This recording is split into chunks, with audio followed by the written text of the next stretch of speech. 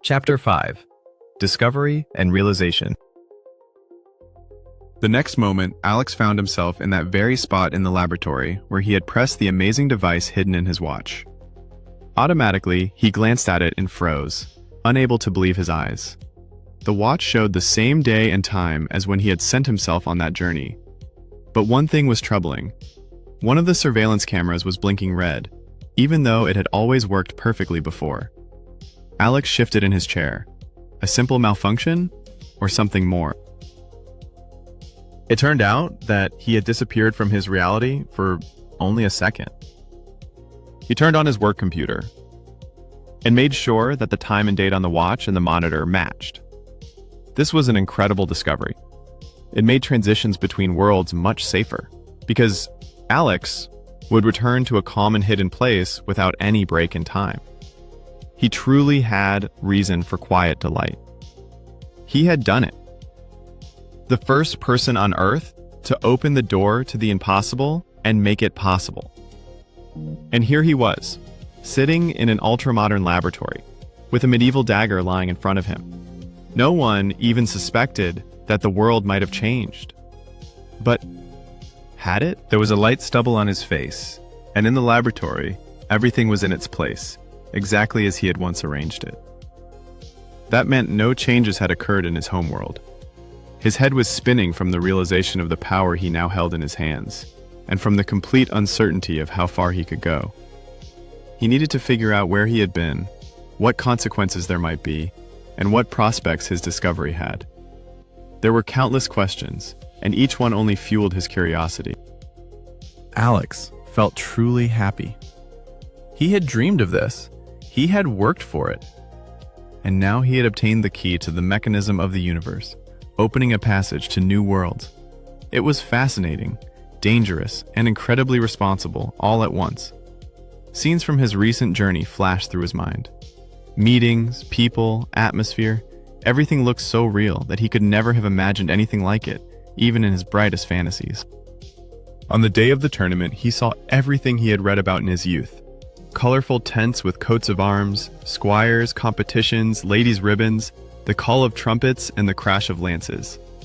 He confirmed that the weapons were truly sharp, the armor, chainmail, and that a defeated knight lost both his horse and his armor. Everything pointed to the 12th century.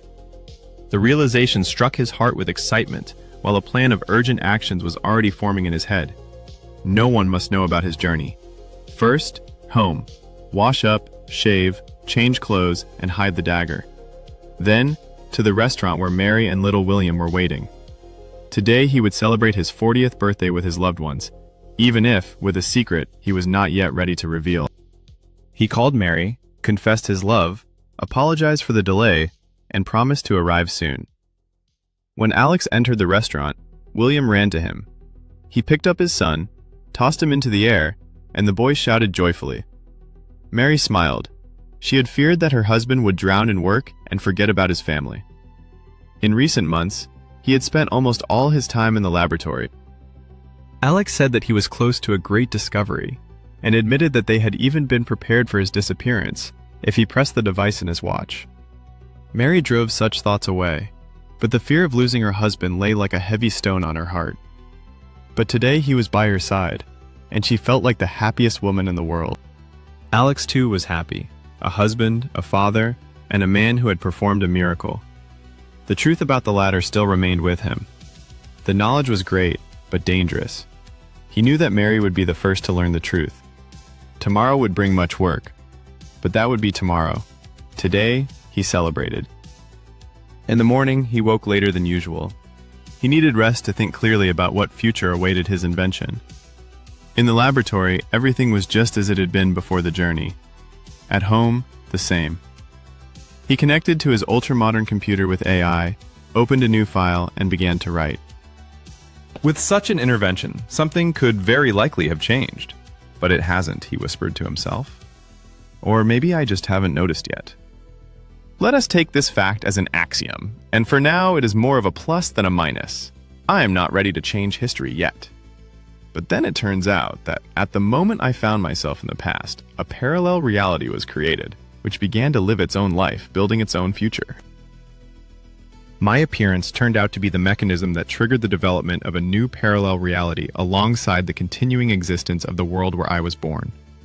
The analogy that comes to mind is that of a tree without branches. The first branch grew, and from the moment of its appearance began to shape its own fate. But this offshoot absorbed the entire history of the tree's development up until the branch appeared. It turns out that I have created a parallel world, which over time will become increasingly different from the original world from which I came. This is an astonishing hypothesis in terms of its significance. And the first thing I will do is upload the AI with an analysis of the situation and my conclusion. Then the AI will formulate a task for the quantum computer, and it will become clear what to do next. Alex continued typing. Device for time travel and its modernization. The power of the time teleport must be increased. It must be possible, in case of danger, to instantly return back without waiting for recharging. It must be possible to choose the main path of humanity's development, the world in which I was born and raised, or the branches of development that appeared after my displacement. I must be able to select the date of displacement down to the second. And last, but extremely important, the choice of teleportation location. These improvements must be made no matter how much time it takes. Otherwise, my discovery will be a lottery with no prize. It will be chaos without beginning or end. His mind understood the obviousness of this fact. Alex finished the document, saved it, and sent it to the AI for analysis, almost immediately receiving a response. The artificial intelligence supported Alex's hypothesis and the need to improve the time teleport. The basic algorithm for time travel and the creation of parallel worlds was unique. The device itself was the pinnacle of engineering thought. But modernization had to turn the prototype into a real temporal teleport. Temtel, as Alex now called his device, was a true miracle, practically a masterpiece of science and technology. The brilliant scientist, the most advanced AI, and the super quantum computer immersed themselves in work.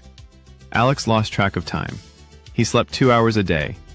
Mary brought him food to the laboratory and practically forced him to sleep a little. Without her, he would most likely have overworked himself and failed to finish the job. So great was his desire to do everything as quickly as possible. After 3 weeks, the temporal teleport was ready. Alex looked at Temtel and pride overwhelmed him. He had succeeded. Now in his hands was a true treasure, something that should not exist. All tests of the working algorithms, taking into account the first journey and the changes made, with the quantum computer connected, showed a 99.9999% probability of achieving the planned results of the device. Now he could put himself in order and rest a little with his family. He owed Mary and decided to reveal his secret to her, since she still did not know that he had already traveled through time, and that upset him greatly. In the evening, he arranged a family dinner by candlelight, said many kind words to his wife, and told his son a true story about ancient knights. William listened, rejoiced, and grew sad. And when his father finished, he asked for more. But it was already late, and he had to go to bed. When he fell asleep, Alex brought the dagger into the living room from the garage, where he had been hiding the artifact. When Alex took the dagger out, it was slightly warm, even though it had been lying in a cool place. And a strange pattern had appeared on the blade, one that hadn't been there before. Or had he simply not been attentive enough? Mary looked at the object in puzzlement, waiting for an explanation.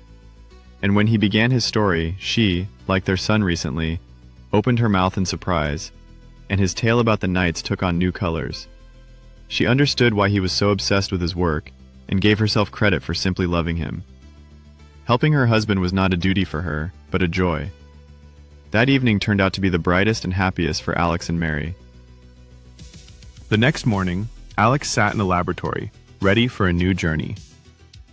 On the table beside him was a cage with a laboratory rat.